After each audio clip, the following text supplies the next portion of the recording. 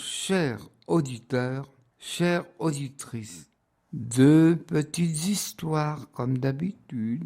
On connaît beaucoup Notre-Dame des Victoires, mais d'où est son origine? En effet, Louis XIII, avec le cardinal Richelieu et ses capitaines de l'armée, ont réussi à délivrer La Rochelle de ceux qui s'installaient. Et oui, il faut que chacun ait sa place. Aussi, un homme très pieux, très chrétien, fit construire une église dédiée à Notre-Dame de la Victoire. Et il y tenait fort. Voilà l'origine de Notre-Dame de la Victoire. Cependant, pour vous situer, il y a eu la rue du Bac au XIXe siècle en 1830. Et en 1836, il s'est passé quelque chose qu'on ne connaît pas beaucoup. Le prêtre qui était curé à Notre-Dame des Victoires, il n'y avait personne qui venait. C'était vide, même quand c'était la Noël, même quand c'était... Cependant, le curé d'Eschenette, il entendit une voix, ce qu'on appelle dans le monde chrétien locution intérieure. Consacre mon église au cœur immaculé de Marie. Et il se dit, je rêve, lorsqu'il a sa maison presbytère, consacre mon cœur immaculé de Marie de ta paroisse. Et puis voilà que il y avait deux personnes, des genre maquignons, qui magouillaient. Enfin, c'est un mot très, très connu et malheureusement trop vrai. Pour eux, Dieu, la religion, c'était rien du tout, c'était du superflu, et il ne fallait pas perdre son temps. On ne sait comment et pourquoi ils sont revenus au sein de l'Église catholique. Et lui, personne n'y allait. Et ils se sont convertis, confessés et tout. Et c'était des grands pratiquants, comme on dit aujourd'hui, des grands pratiquants. Toutefois, il fit une annonce. Il dit, ce soir, roi les vêpres. Il s'y attendait pas, car, ayant écouté la voix du ciel, consacre à mon cœur immaculé de Marie ta paroisse. Il annonce, quelle ne fut pas sa surprise, surtout à la vêpre. Un monde fou a craqué. Un monde fou a craqué.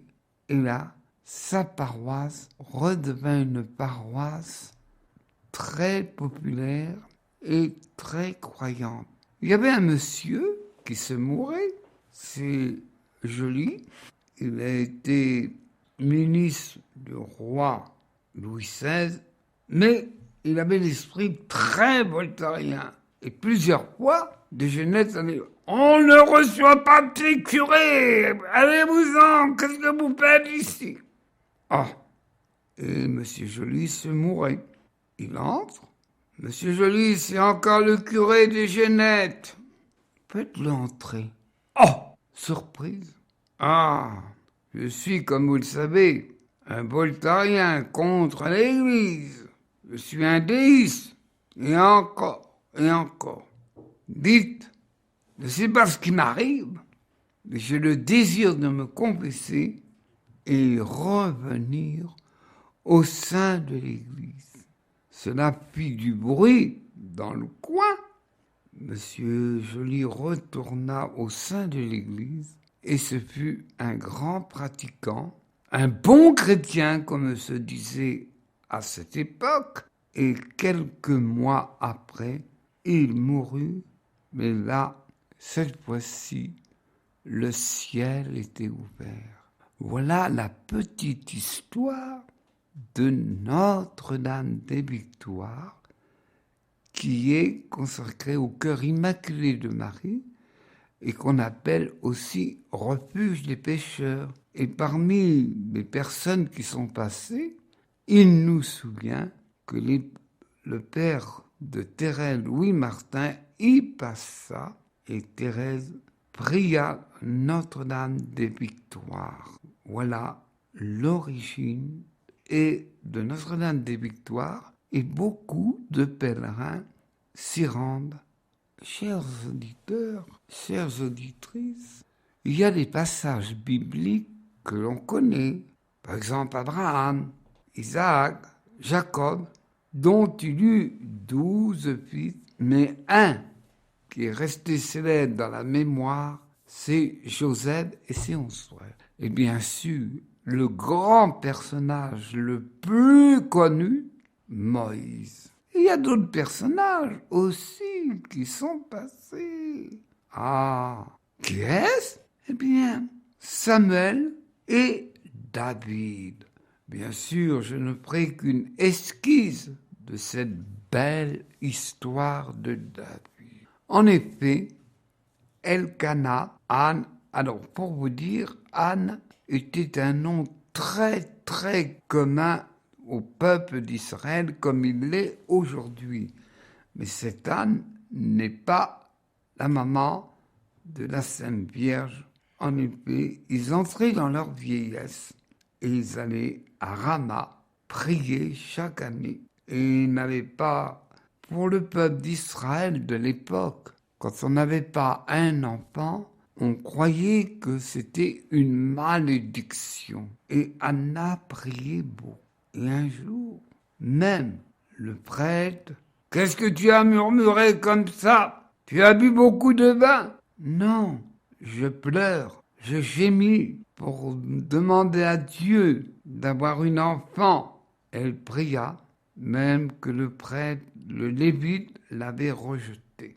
Mais ne se découragez pas. Et voici, son appel fut entendu. Le miracle, elle eut un enfant qu'elle nomma Samuel. Et Samuel, l'enfant du miracle, fut le prophète, le porte de Dieu. Ainsi, au bout de 3 ans, l'enfant sevré, et il alla avec Élie. Alors, c'est pas Élie le grand prophète, c'est un autre, Élie avec un H, si vous contrôlez.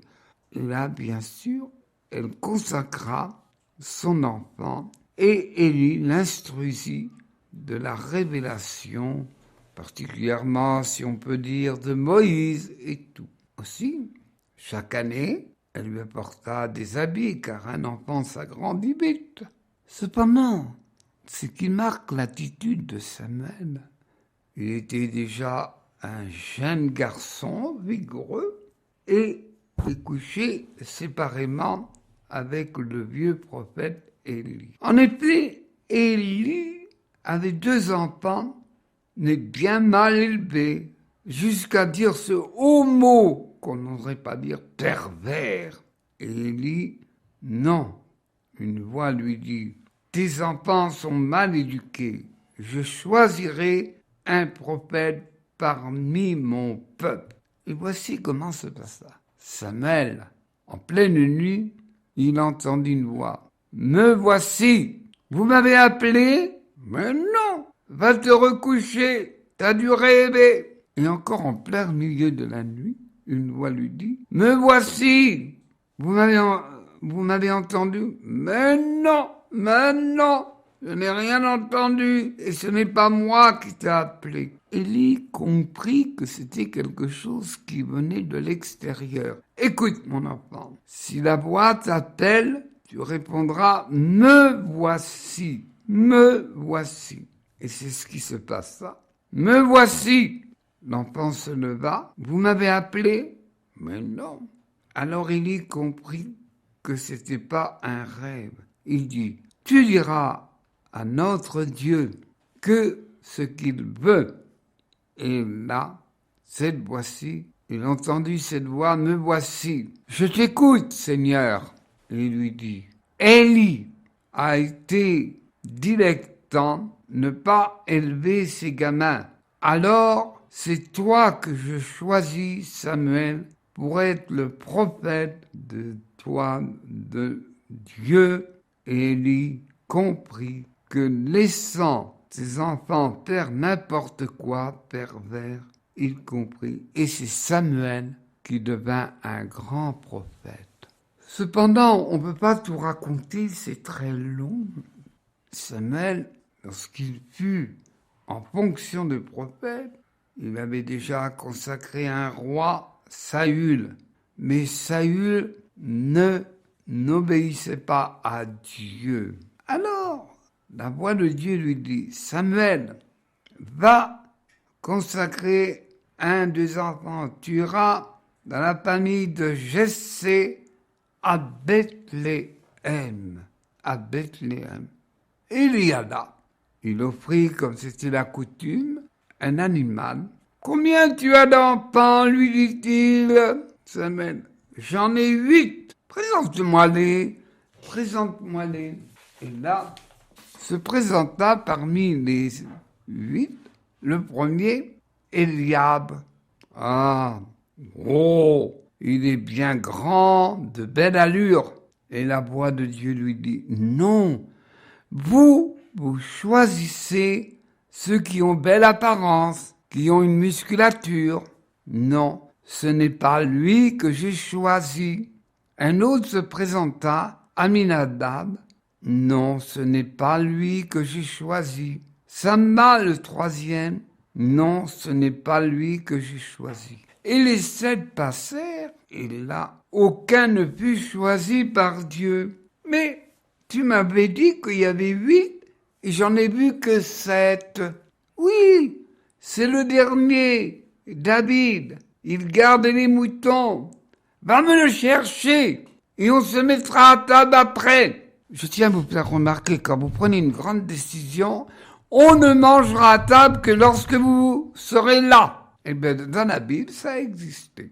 Et là, le petit vin, il avait belle prestance, ses cheveux blonds et tout. Et la voix de Dieu lui dit, Samuel, c'est lui que j'ai choisi pour être le roi d'Israël. Alors, il lui versa de l'huile d'olive et le consacra. Et l'Esprit Saint descendit sur David. Et David allait commencer sa vie incroyable. Mais voilà que les Philistins étaient les ennemis irréductibles d'Israël. Et le roi Saül avait mobilisé tous les garçons, les jeunes hommes en âge d'être soldats. Cependant, on les avait nargués. Un géant qui se présenta, et là, ce géant nargua. Et chaque matin, il disait, « Vous, Israël, envoyez-moi un homme. » Goliath, s'appelait-il. « Envoyez-moi un homme. Et s'il me tue, eh bien, je serai votre serviteur. Mais si nous, moi et les Philistins, nous gagnons, eh bien, vous serez nos sujets, nos esclaves. » Puis voilà que le père de David, Jessé, dit, « Allez, va, tu apporteras des victuailles à tes 3 frères. » Et David y alla. Mais cependant, quand ils virent le dernier, Eliab, Aminadab, Samma, « Mais qu'est-ce que tu fais là? T'aurais dû garder nos moutons. Qu'est-ce que tu fais là? » Mais David avait le franc-parler. Il dit, « Mais mon père m'a envoyé vous donner de la nourriture. » La Bible ne le dit pas. L'un de ces 3 avait été jaloux que ce petit soit choisi par Dieu. Et alors, il rencontre l'armée. Et là, il rencontre le roi Saül. Elle lui dit, « Si vous voulez, je peux abattre le géant Goliath. » Mais tu te rends pas compte? Il a fait l'armée. Il a appris à se battre depuis sa tendre jeunesse. Mais vous savez qu'en tant que berger, quand un ours ou un lion attaquait les brebis, j'ouvrais la gueule et je le tuais. « Oh, tu m'intéresses !» Et David, sans armes et rien, sans lance. Et le géant Goliath lui dit, « Qu'est-ce que c'est que ça? Avec un bâton, me prendrais-tu pour un chien ?» Et David répondit, Le Dieu des armées m'aidera et tu seras vaincu. Oh oh! Moi, invincible! Personne jusqu'ici ne m'a provoqué comme ça. Et David prit 5 petites pierres, cailloux polissés. Et là, avec sa fronde, ce qu'on peut dire son lance-pierre, il visa le front du géant Goliath, et celui-ci tomba d'un seul coup, mais David, pressé, lui coupa la tête. Ah, vous me direz, mais qu'est-ce que c'est que ces histoires? Il faut comprendre. Je me permets, peut-être le savez-vous, mais de vous dire que Dieu prend toujours les plus petits, les insignifiants, et par un lance de pierre, il envahit, il détruisit le géant Goliath. On enseigne comme on était autrefois, lancer, se défendre. Et là, David, avec sa fronde, a battu ce géant orgueilleux avec les Philistins. C'est bien aussi, on ne le sait pas, mais la légitimité de défense existe encore. Cependant, cette histoire, donc, qui nous choquerait à première vue, la guerre, la destruction a terriblement évolué. Les papes en premier lieu, surtout le pape Pie XII et les autres ont suivi, en la personne de Jean-Paul II. Non, ne faites jamais la guerre nucléaire, car ce serait toute l'humanité, ennemie, amis, défenseurs ou non, vous mourrez tous. C'est pourquoi l'Église attache une importance de ne pas créer, éclater le feu nucléaire. Mais on raconte la vie de... Et là, ce jeune garçon qui avait peut-être 15 ans, 16 ans, on ne sait pas. Et les femmes chantèrent. Saül a tué 1000 Philistins. David en a tué 10 000. Alors, la jalousie commença à entrer dans le cœur du roi Saül. Il devint ce qu'on dit aujourd'hui, il était dépressif. Et pour le calmer, David était un poète et il chantait et évoquait des psaumes. Et aussi le roi Saül se calma. Mais c'est que David, un jour de jalousie, le roi Saül prit sa lance et le visa. Mais David put s'esquisser sans être tué. Alors David comprit qu'il fallait partir, sinon le roi Saül en l'en voulait à mort. Alors il partit dans les montagnes et Saül, pris par une jalousie épouvantable, on n'arrive pas à comprendre, eh bien David était considéré comme un bandit, un rebelle, mais il avait des hommes avec lui. Et voilà qu'un jour, dans une grotte, les hommes de David étaient dans le fond d'une grotte et ils virent le roi Saül sans le savoir. Il était avec ses hommes, ils campèrent et ces hommes, Abner avait la charge de garder le roi quand il dormait. Cependant, un des généraux de David dit « Mais tue-le, il est à portée, il t'a fait assez de mal. » Et David dit « Non, je ne tuerai pas loin du Seigneur, je ne tuerai pas le roi. » Et en deuxième lieu, tuer quelqu'un dans son sommeil, c'est ce qu'il y a de plus terrible, de lâche. Mais David ne perdait pas. Il eut aussi, il lui prit sa lance et la cruche pour boire. Il se sauva et à longue distance, il lui dit « Roi Saül, regarde, j'ai la lance avec moi et le manteau déchiré. » Alors Saül comprit, dit « Mon fils, tu es plus généreux que moi. » Mais Saül, la dépression lui revint à cause de la jalousie et David dut toujours se cacher. Il y a des grandes histoires mais qui n'en finissent plus. Je raconte aussi David n'a pas été, comme on dirait aujourd'hui, un saint. Non. En effet, quand il était roi et avait fait construire un palais, il se promena dans son palais et il vit une jeune fille, une jeune femme se baigner. Il fut ravi de sa beauté. Alors il dit à l'un des serviteurs, allez me chercher cette fille et dites-moi à qui elle appartient. Bethzabée s'appelait. Mais vous êtes qui? La femme d'Uri.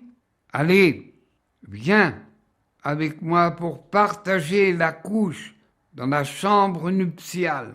Et quelques mois après, Bethzabée lui dit, j'attends un enfant. David était très gêné. Il se dit, mais comment je vais faire? Alors il fit appeler le général Uri. Il lui dit, viens dans mon palais pour te reposer et tu pourras partager la couche avec ta femme. Mais cependant, Uri, lorsqu'il va au palais, dit, non, je n'entrerai pas dans la chambre nuptiale.